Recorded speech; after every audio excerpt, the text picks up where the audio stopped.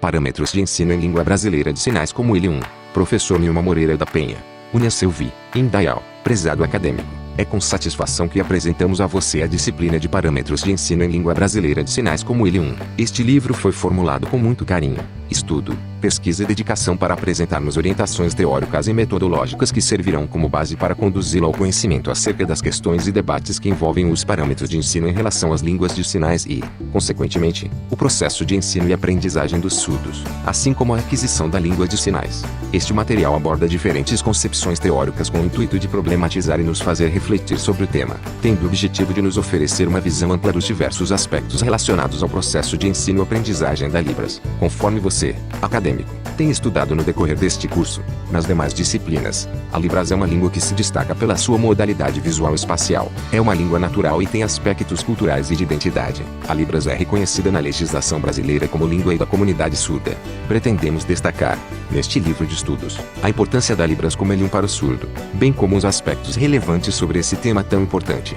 Na unidade 1 do livro, nós mostraremos aspectos relacionados à aquisição de parâmetros sintáticos em língua de sinais comparada às línguas orais em relação à aquisição de línguas de sinais como primeira língua e sobre estudos de línguas de sinais e aquisição da linguagem oral para pessoas ouvintes e pessoas surdas, bem como a aquisição da linguagem por crianças surdas estudando o período pré-linguístico, o estágio de um sinal, o estágio das primeiras combinações e o estágio de múltiplas combinações, bem como a aquisição da sintaxe nas línguas de sinais e a aquisição da morfologia verbal na língua de sinais brasileira e da aquisição da ordem da sentença, implicações nas categorias funcionais e aquisição de construções com foco na língua de sinais brasileira. Na unidade 2, apresentaremos os aspectos metodológicos do ensino da língua de sinais, por meio de um contexto, situando o campo da metodologia de ensino de línguas, metodologia de ensino de línguas. Teceremos ainda algumas conversas sobre a alfabetização e o ensino da língua de sinais e a alfabetização e letramento em sinais e escrita de sinais, assim como o ensino da língua de sinais no processo educacional da criança surda,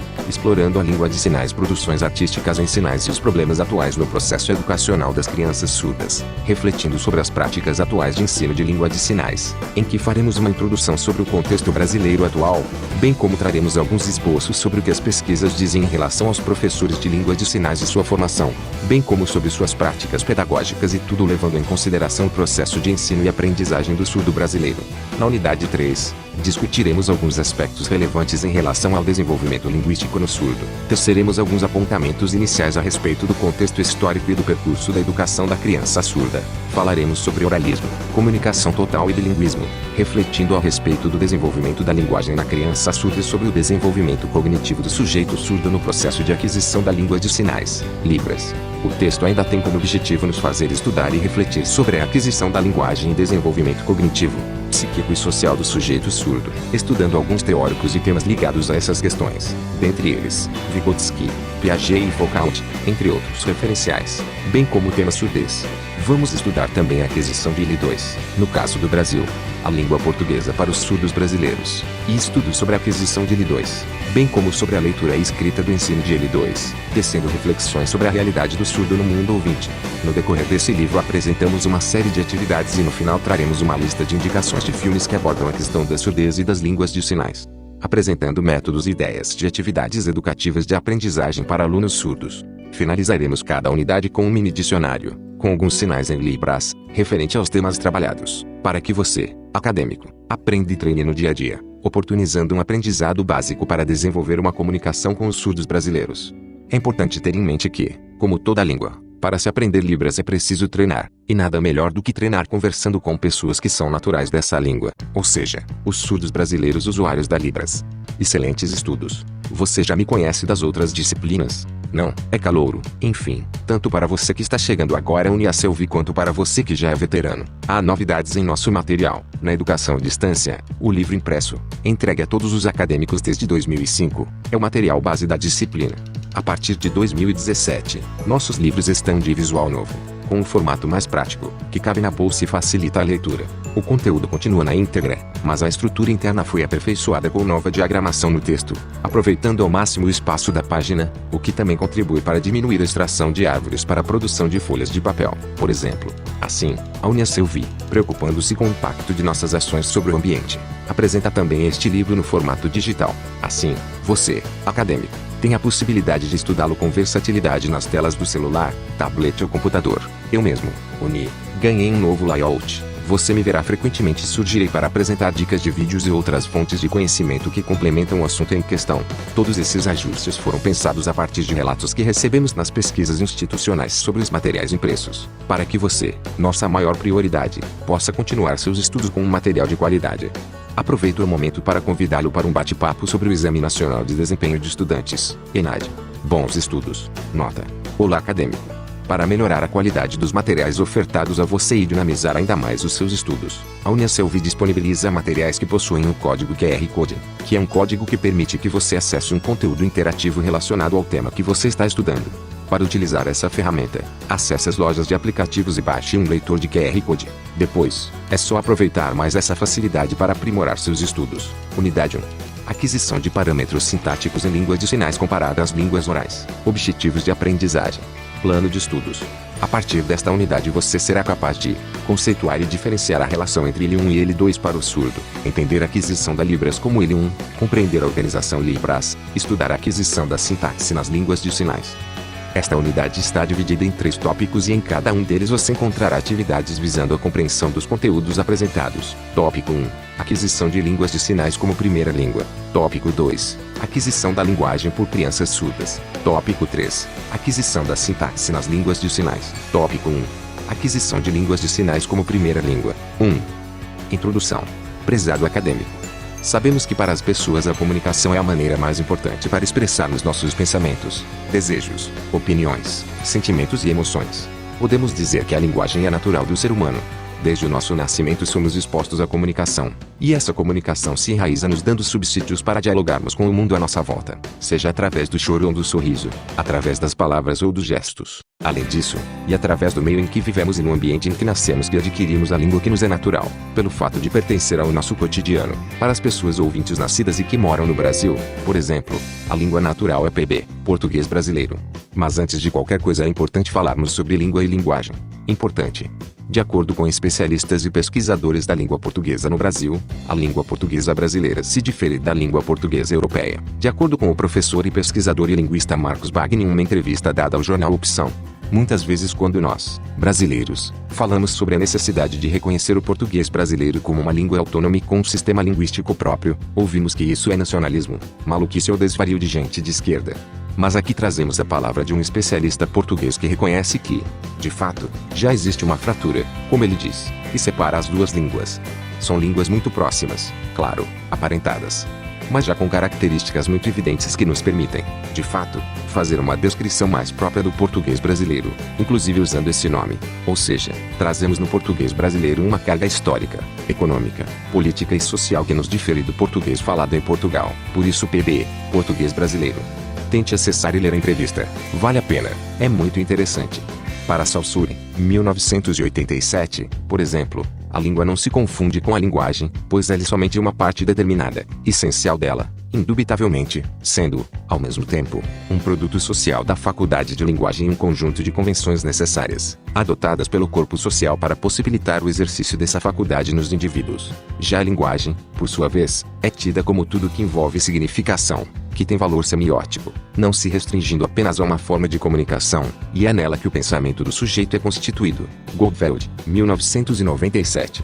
Como a linguagem está sempre presente no sujeito, até quando não tem a intenção de se comunicar com os outros, pois o nosso corpo fala, nossos olhos falam e nesse ínterim somos constituídos enquanto sujeitos para nós mesmos e para os outros, onde nos apresentamos e do modo como nos apresentamos. Assim, constitui o sujeito, a forma como este recorta, se percebe e atua no mundo e em relação a si próprio, construindo assim sua identidade.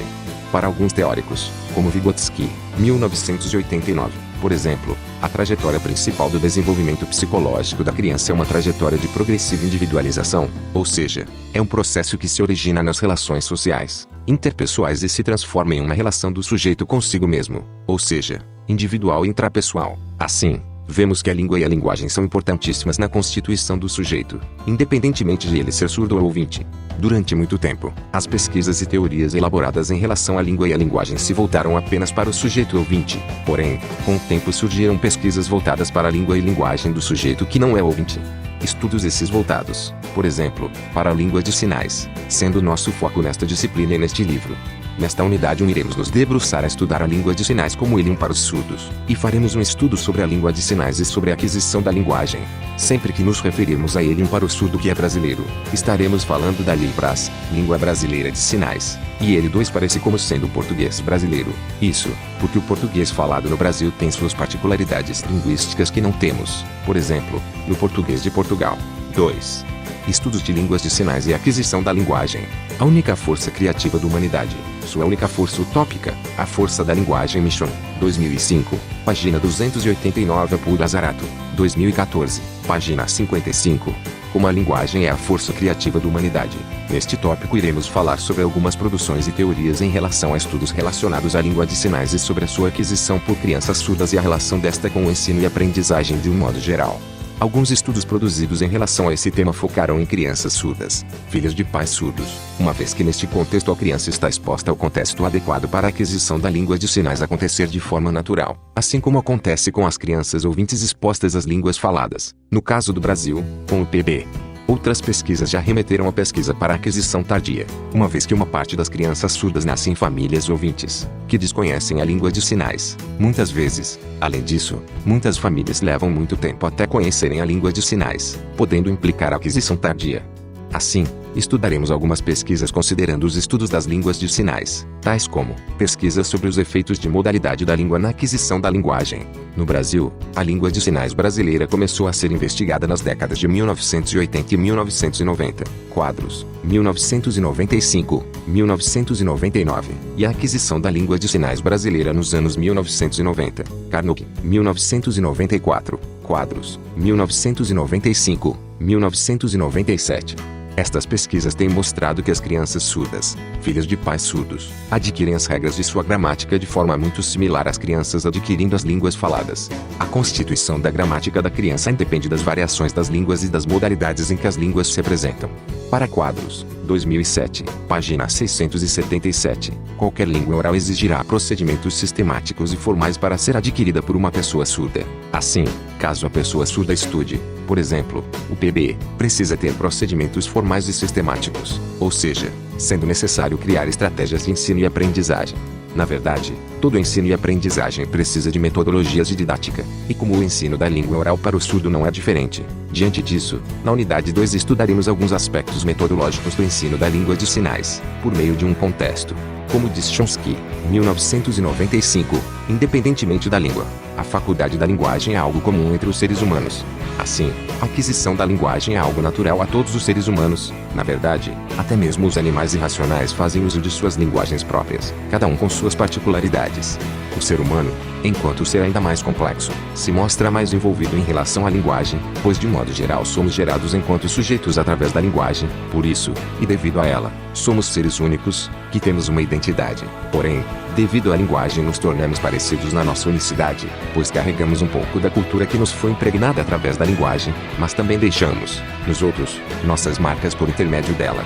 Por exemplo, se você tiver um parceiro ou uma parceira, sabe o que ele ou ela está pensando por um simples gesto. Isso porque você conhece a linguagem corpórea do outro. Com relação à língua de sinais, é interessante observarmos que quanto mais cedo for o acesso da criança surda à linguagem que envolve a língua de sinais, melhor será o desenvolvimento dessa criança em relação à linguagem. Na sua maioria, os linguistas têm se ocupado em identificar o que é comum entre as línguas de sinais e as línguas faladas e a importância delas em relação à linguagem. Por volta de 1960 havia um movimento intenso no sentido de provar que as línguas de sinais eram, de fato, línguas naturais. Entretanto, atualmente, não há dúvida em relação ao estatuto linguístico das línguas de sinais. Assim, principalmente a partir da década de 1990, iniciaram-se investigações com o intuito de identificar não apenas o que era igual, mas também o que era diferente com o objetivo de enriquecer as teorias linguísticas atuais. No passado, as pesquisas linguísticas perguntavam, por exemplo, como a linguística se aplica às línguas de sinais e aos estudos da aquisição das línguas de sinais. Passando a ser, como as línguas de sinais e os estudos do processo de aquisição das línguas de sinais podem contribuir para os estudos linguísticos. Essa mudança abre novos caminhos investigativos no campo da linguística, buscando explicações para o que é diferente entre estas modalidades, até porque o que nos move é a diferença e não o igual, pronto e acabado. As possibilidades diante do ouvido diferente é que dão o toque e o tempero todo especial às mais diferentes pesquisas, e na linguística não é diferente.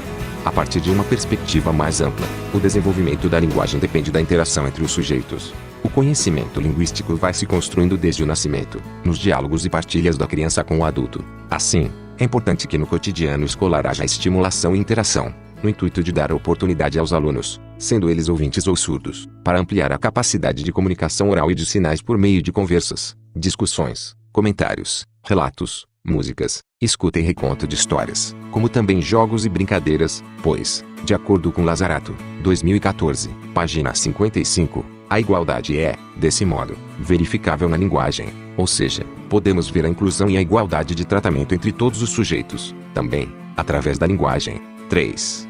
Aquisição da linguagem oral para pessoas ouvintes e pessoas surdas. Desenvolvemos a linguagem de acordo com nossas necessidades. Para Vygotsky, 1996, o uso de signos na linguagem conduz os seres humanos a uma estrutura específica do comportamento que se destaca no desenvolvimento biológico e cria novas formas de processos psicológicos enraizados na cultura. Desta forma, o ser humano, através da utilização de instrumentos, criados culturalmente ao longo do curso da história, define o seu comportamento diante da sociedade, se tornando um sujeito com traços culturais do seu entorno, como disse anteriormente. Assim, a pessoa desenvolve sua linguagem, conforme as suas necessidades. É importante ressaltar que entre a mãe e a criança, ou entre a criança e aquele que está próximo a ela, a comunicação se faz através de laços fraternos. Esta comunicação é natural, pois mesmo através de gestos, do choro e, às vezes, com o próprio olhar, a criança se faz entender.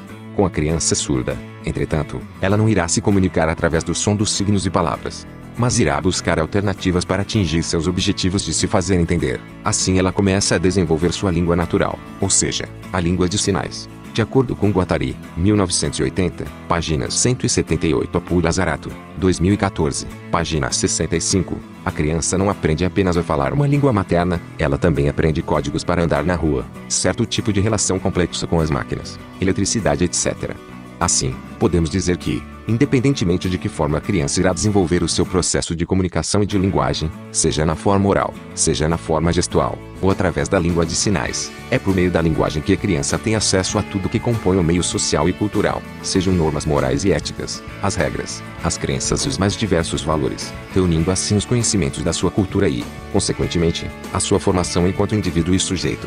Prezado acadêmico, sabemos que, por meio da linguagem, constituímos o mundo e nos construímos como sujeitos, com uma identidade, e que essa mesma linguagem é adquirida de forma espontânea, ou seja, a linguagem é o nosso meio de comunicação com o mundo.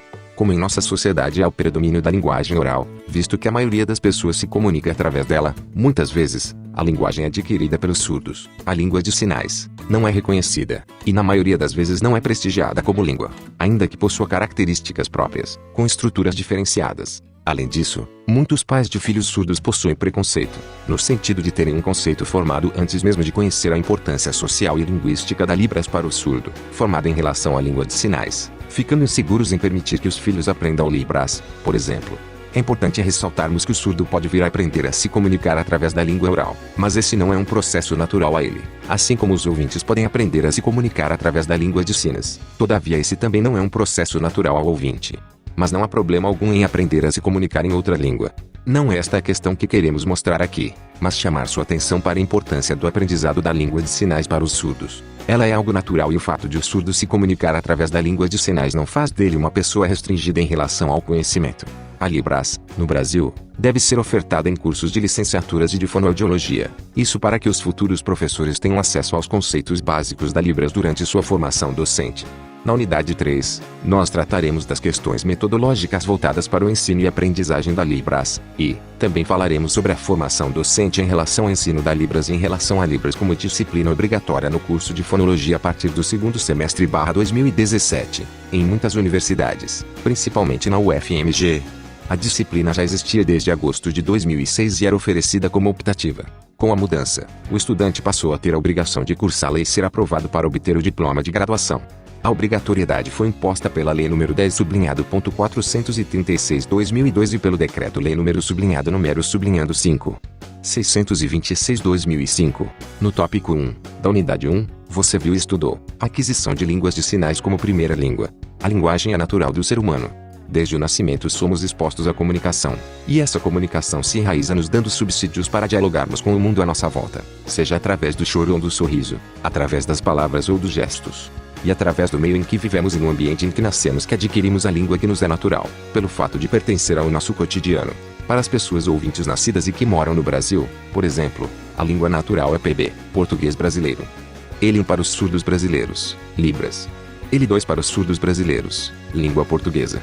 Para Saussure, 1987, a língua não se confunde com a linguagem, pois ela é somente uma parte determinada, essencial dela, indubitavelmente, é, ao mesmo tempo, um produto social da faculdade de linguagem e um conjunto de convenções necessárias, adotadas pelo corpo social para possibilitar o exercício dessa faculdade nos indivíduos. Já a linguagem é tida como tudo que envolve significação, que tem valor semiótico, não se restringindo apenas a uma forma de comunicação, e é nela que o pensamento do sujeito é constituído. Goldfeld, 1997. Independentemente da língua, a faculdade da linguagem é algo comum entre os seres humanos. Desenvolvemos a linguagem de acordo com nossas necessidades. Para Vygotsky, 1996, o uso de signos na linguagem conduz os seres humanos a uma estrutura específica do comportamento que se destaca no desenvolvimento biológico e cria novas formas de processos psicológicos enraizados na cultura. Resumo do tópico 1. Prezado acadêmico, faça uma pesquisa rápida com pessoas que você conheça que sejam surdas, para saber qual é a relação delas com a Libras, de preferência a escolha fazer com no mínimo 5 surdos. Perguntas para a pesquisa. 1. Você é filho de pais surdos ou ouvintes? 2. Com quantos anos você passou a ter contato com o Libras? 3. Com quantos anos você passou a ter contato com o português brasileiro? 4. Você se considera falante da língua portuguesa ou da Libras? 5. Qual língua considera natural para você? O português ou a Libras?